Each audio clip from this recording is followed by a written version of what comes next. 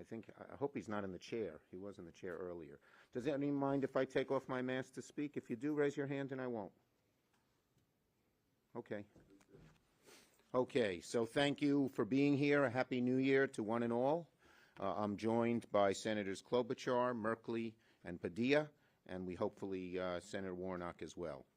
So look, we all know on Thursday we're going to observe a dark, troubling milestone in this country's history, and that's the one-year anniversary of January the 6th. That day, thousands of rioters, egged on by a disgraced former president, waged a violent insurrection by attacking the U.S. Capitol. And January 6th was not a random event. It did not materialize out of the blue. It wasn't just a group of people being swept up by the moment. January 6th was an effort, a result. January 6th was the result of an effort by Donald Trump and his supporters to delegitimize our elections and perpetuate the big lie. Trump couldn't stand it that he lost. He couldn't deal with it. So he came up with the big lie, and unfortunately, he's had so many people across America join him in perpetrating that lie for their own, usually bad, malicious purposes. The election subversion efforts we're seeing all across the country today are a direct continuation of January 6th and the big lie. They come out of the same thing. They're all directly related to the same anti-democratic poison as the big lie. People invaded the Capitol because of the big lie. Republican legislatures are changing the rules and preventing poor people, people of color, people who live in cities, older people, disabled people, young people from voting. It's not aimed at everybody. It's aimed at particular groups. And we all know to achieve political advantage. Republican state legislatures are promoting the big lie to justify disenfranchising legitimate voters. And the violence that we saw on January 6th, we're seeing throughout the country by the same types of people. Local legislators, local election officials are being threatened. Some have police guard simply because they stand for making a legitimate count of the vote. And people want to threaten them away from doing that, just as Trump wants to threaten people away from believing the election results. So if we don't act now, my belief is the big lie will threaten the very future of our republic. And if you have any doubt where Donald Trump wants this country to go, look at who he endorsed yesterday, Orban, a dictator who is infringing on democracy in Hungary. That's where Trump is headed. And that's where this country will head if we don't take action and prevent what's happening throughout the legislatures. As I said in my dear colleague yesterday, if Republicans continue to hijack the rules of the chamber to prevent action on something as critical as protecting our democracy, then the Senate will debate and consider changes to the rules on or before January 17th, Martin Luther King Day. Democrats for months have tried to bring Republicans to the table. Joe Manchin, we delayed moving forward because he wanted time to convince Republicans. He had several months. Republicans wouldn't even debate the bill. When we asked them what their proposals were, they wouldn't put anything forward. And it's well known in our caucus and McConnell's caucus, in the Republican caucus, that McConnell said it's a bottom line. No one should cooperate on voting rights. So there's not going to be any kind of bipartisan action. We know that. Our caucus is now engaged in active discussion about how we can restore the Senate.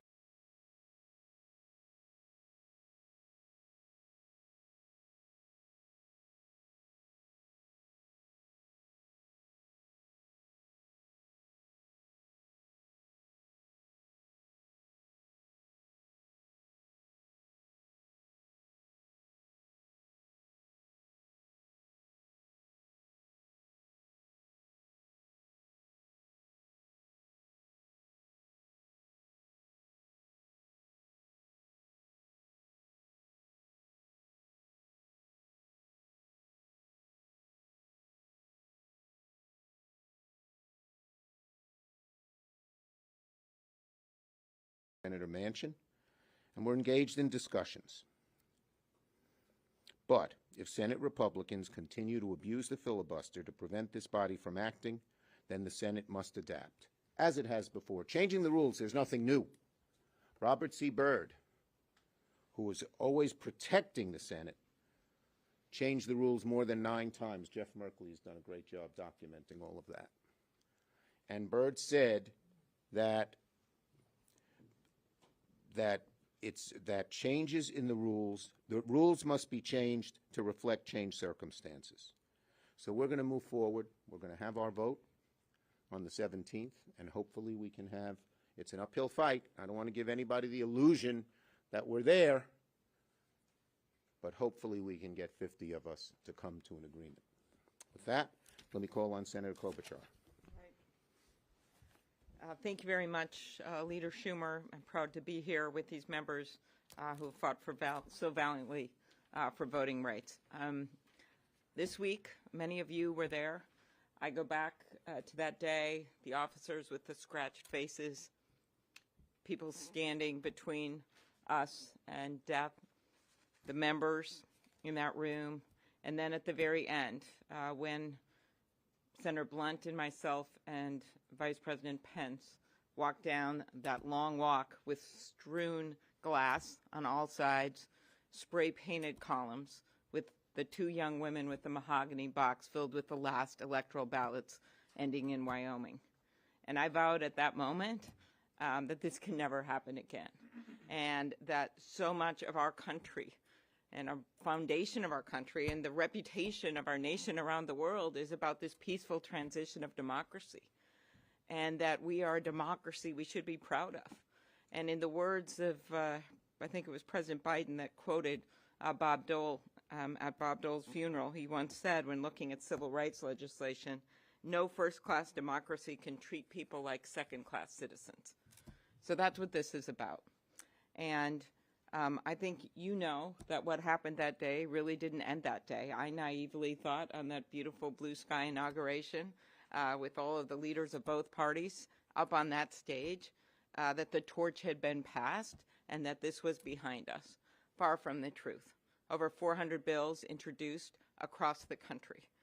We have bayonets replaced by legislation that basically says you can't vote on weekends in the last month, as Senator Warnock will tell you, in Georgia, or that you can't register to vote, or that the bill that was passed in Wisconsin, which was by one person's veto pen, and that would be Governor Evers, would have been put into law that meant 1 ballot drop-off box in the entire city of Milwaukee, or votes not certified or counted, or nonpartisan ballot commissions replaced by partisan state legislatures.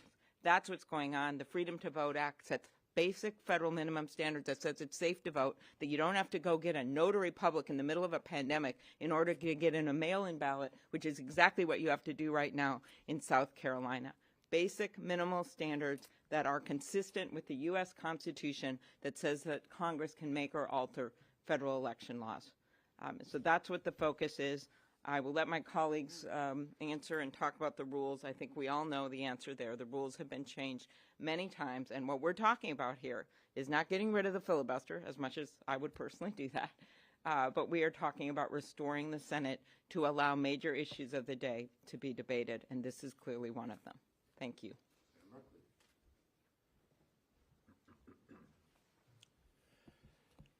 There are 2 basic types of governments in the world. One is the power flows down from those at the top, the dictator, the authoritarian leader, the military leader. And then there's our beautiful democratic republic where power flows up from the people.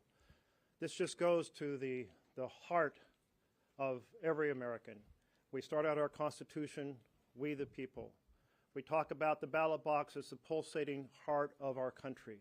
So it's no wonder we come back to this moment time and time again, defending the sacred right of every citizen to vote.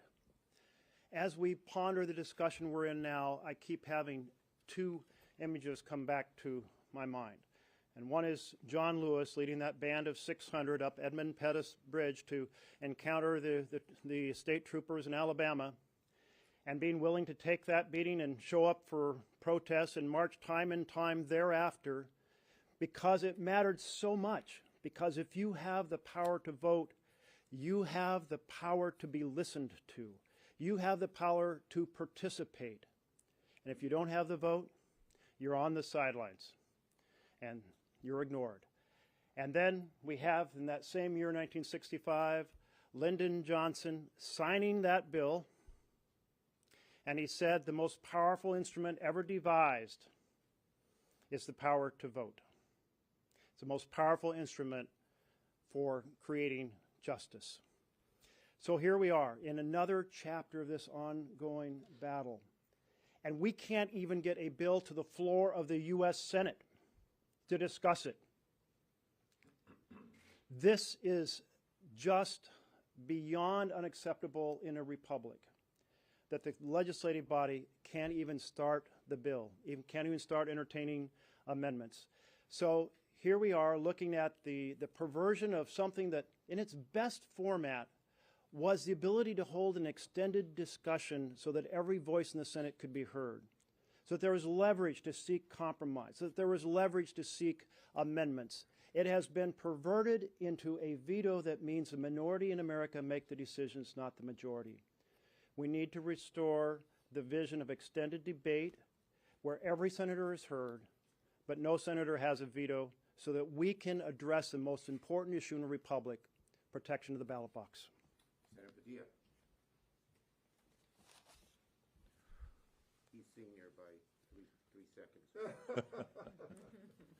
Thank you, Leader Schumer. I want to thank all of you for joining us today, and say to each one of you, actually, that I hope you're okay, and that it's okay to not be okay.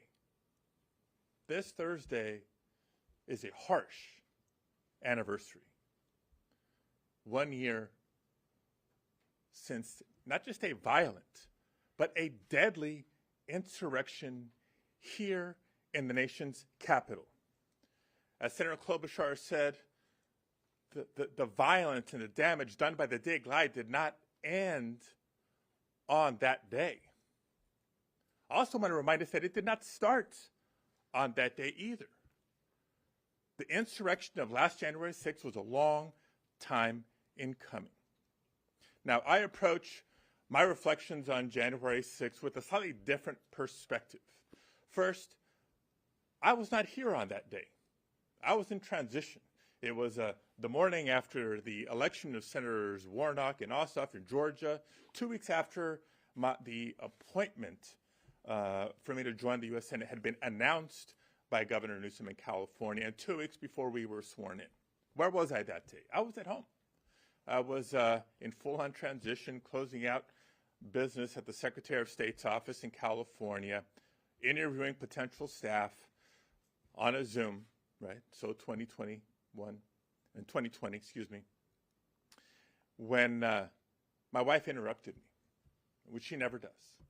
And she said, "Alex, there's something happening in Washington. You need to finish that Zoom. You need to come watch TV and see what's going on." And so from the outside looking in, I had, I wouldn't call it an advantage, but the unique perspective of seeing the split screen. The efforts to certify the election results happening inside the chambers and the violence mounting outside. And just as the insurrectionists were breaching the United States Capitol, our 3 children came downstairs. See, it was the first week of January. They weren't back in school yet. They certainly weren't back in school in person because of the pandemic. Now my boys have been here to Washington, D.C., and they've been to this Capitol. They know what it represents. And they saw the violence that day, and they know that I was transitioning into a new job. And they asked me, "Really, Dad? That's where you're going?" We're having a tough time reconciling what happened that day and what it meant and what we need to do about it as adults. Imagine trying to explain that to our children.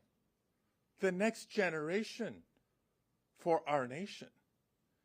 And so to the best of my ability, I explained that, yes, I'm going there to work. And I'm now going there with more purpose and more resolve for the sake of our democracy and for the sake of future generations to be able to live the American dream. Now, I also approach this date, again, evidence of the dangers of the big lie, after having served as California Secretary of State for 6 years. You know, when I ran for Secretary of State in California, soon after the Shelby v. Holder decision by the Supreme Court is when I announced my candidacy. It's because of my fundamental belief in voting rights and the ability for any eligible American to easily register to vote, stay registered to vote, be able to cast their ballot, and have their ballot counted as cast without any unnecessary obstacles or barriers. What a concept. And so I enthusiastically have been part of the group that has negotiated what is now the Freedom to Vote Act, because the reforms called for in this measure are not just ideas that we think are good and we're going to cross our fingers and hope they work. They're proven best practices, reforms that have been implemented in state after state, both red states and blue states, along with, I guess, some purple states you can call them, that show that you can make it easier for eligible Americans to register to vote, stay registered to vote, cast their ballot, and, by the way, strengthen the integrity of our elections in the process. It's not an either or. We can facilitate participation, strengthen election integrity. That's what we're seeking to do. That is what our nation needs us to do as part of a comprehensive effort to ensure that a deadly insurrection in the nation's capital to interrupt a peaceful transition of power never happens again. And it is with that perspective, and it is with that passion, that I say if we need to change some rules in the Senate to make it so, then that's what we need to do. The stakes are too high. And so, Leader Schumer, I want to thank you for your leadership in keeping this a front burner issue and for involving me in this effort. Thank you very much. Thank you, Alex. You've done a great job as part of the team. Senator Warnock.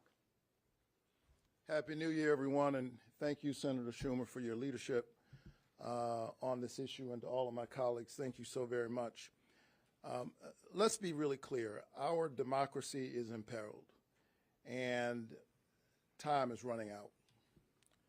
This is a moral moment, and if we fail to protect the voices and the votes of the American people, then we have fallen way short of our responsibility as members of this body.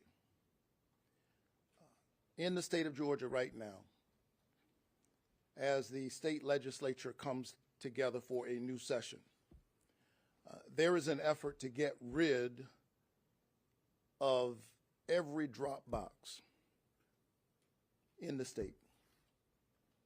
Think about that. In the middle of a pandemic, with the Omicron variant, and we don't know what the days ahead will bring, something that their duty is to get rid of drop boxes. What will that do for rural voters who are trying to exercise their vote? What about workers on the night shift? It's very clear what the Republican Party is up to. They are trying to make it harder for some people to vote and easier to cheat.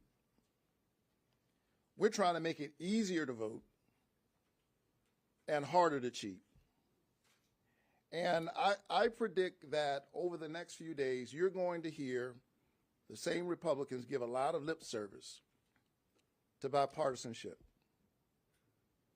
I believe in bipartisanship. I'd like to see us participate in a bipartisan way, which is why I had hoped they would have allowed us to have a debate on the voting bills that are in front of us. That's what they blocked 3 times in the Senate, our ability to have a bipartisan debate about an issue that the American people are debating over right now. I don't usually do this, but I happen to be sitting in the chair presiding over the Senate this morning when one of my colleagues from Texas, Senator Cornyn, began to attack our efforts to push forward these reasonable voting laws. The John Lewis Voting Rights Act, the For the People, the Freedom to Vote Act, and he tried to mischaracterize what we're doing. Let me be very clear. The elections are still run by the states.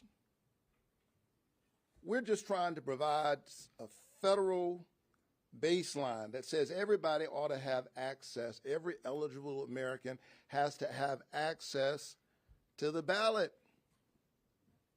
And I find it ironic, I don't usually do this, but I find it ironic that the senator from Texas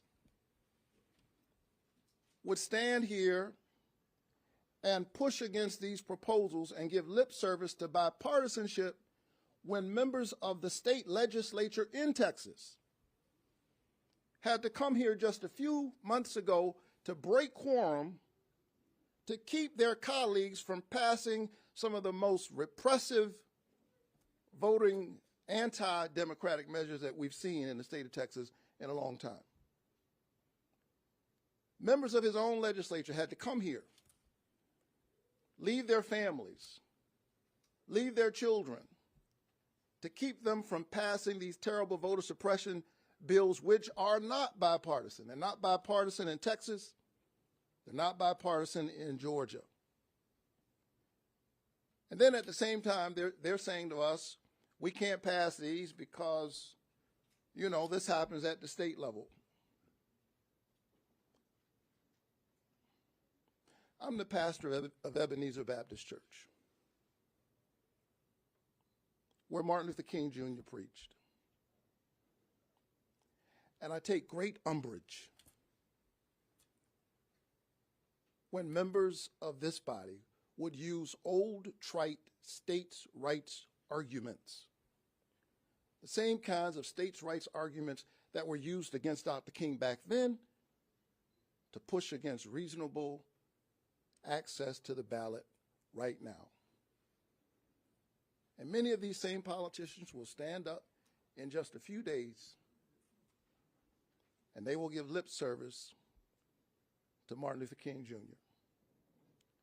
Well, you cannot remember Dr. King and dismember his legacy at the same time.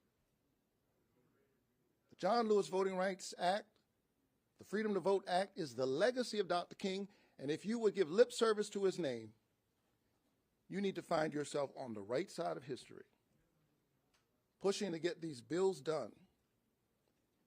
And so I urge my colleagues to do the right thing. If those on the other side refuse to do it, the Democrats will have to act alone. But by all means, we have to act. Dr. King's words are as true now as they were back then. Justice delayed is justice denied. Time is running out. Let's get the job done. And I think you can see the passion that our caucus has on this by the superb eloquence of all four of the speakers here, each in her or his own way. Yes? Leader Schumer, would you consider doing the Electoral Count Act in exchange or instead of the Freedom to Vote Act? That makes no sense. If you're going to rig the game and then say, oh, we'll count the rigged game accurately, what good is that? They want to now both rig the game and rig the count. But to just say, we won't rig the count, but we're going to rig the game, makes no sense whatsoever. What exactly are the proposals for changing the bill? How similar it is to maybe something? There are many different proposals out there, and our caucus is discussing them. There have been lots of serious discussions, frankly, with Senator Manchin on different proposals, and he's entertaining them. He hasn't. I don't want to give people the illusion that he said he'd be for any of them at this point. It's a long, hard struggle. But we are engaging in that struggle with the hope that we can all come together because of the reasons that were cited here. Our democracy is at risk. Yes, we're going in order. Thank you, Senator. January 6th, as all of you have noted, is very much upon us. And I just wonder what kinds of briefings have you had on the threats? What is the reality of the threat? And how confident are you that this building is safe, will be safe Yep. on Thursday? Okay, we're in much better shape than we were a year ago. The intelligence, which was so poor then, is much better now. We have links. We passed legislation to link our Capitol Police with the National Guards. We have a new chief of police who is doing an outstanding job, and Amy's going to have him testify tomorrow at the Rules Committee. So yes, I believe we are much safer, but we got to keep working at it. We got to keep it, making it safer and safer and safer. But there is no doubt we are a far cry from where we were a year ago. We are in much better shape. Yeah, go ahead, Amy. Okay. Senator Blunt and Senator Portman and Peters and I did that bipartisan report. I suggest you all look at it before tomorrow morning when we have the hearing. And we felt we couldn't wait. The effort in the House is, of course, just as important to look at what's the underlying causes and the accountability. But this was about the immediate security at the Capitol. Since then, Senator Schumer, with his leadership, we have a new sergeant-at-arms in the Senate. We have a new sergeant-at-arms in the House. We have a new police chief. We passed the bill at the end of the year that President Biden signed into law, allowing the new police chief to quickly call into the National Guard if that's needed.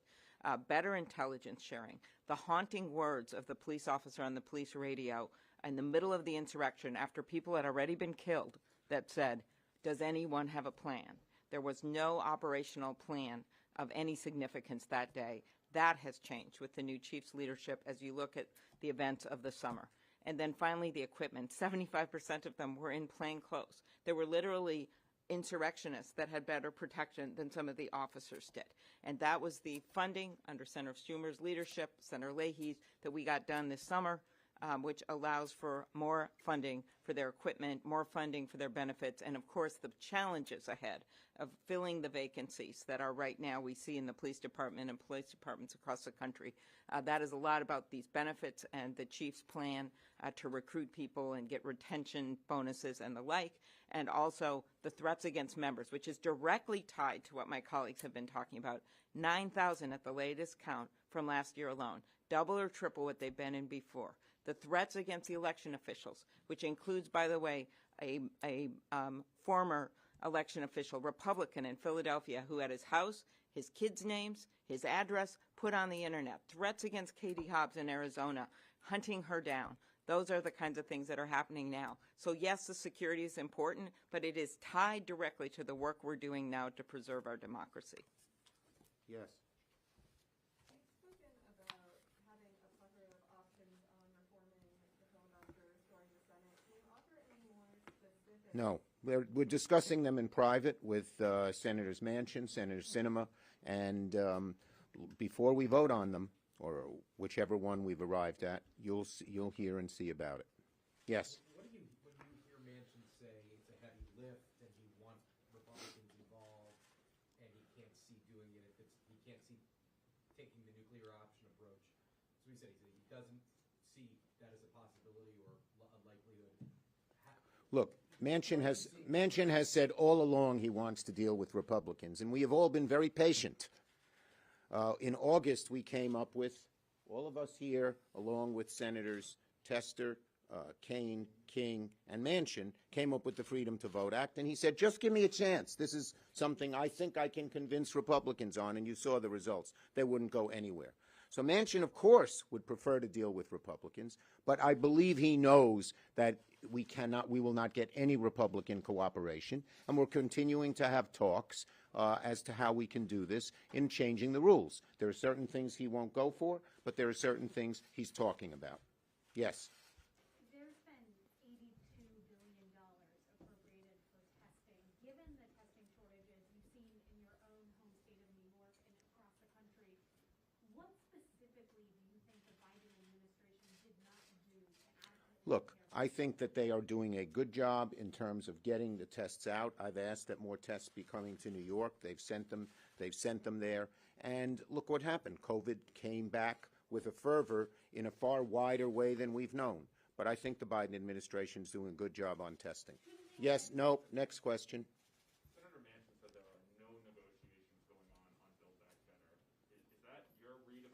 No, no. I've talked to Senator Manchin numerous times during the break. Most of the discussions were on voting rights, but we did touch on BBB. And I believe the Biden administration will be having discussions with Manchin with his cooperation and participation on BBB as we move forward. Last one. With the Omicron variant and the Capitol Physician's letter yesterday, do you anticipate any changes on the Senate side to how the floor is run or any changes to Look, we try to go by the science. We try to go by what the Capitol Physician says, and that will continue to do that. Thank you, everybody.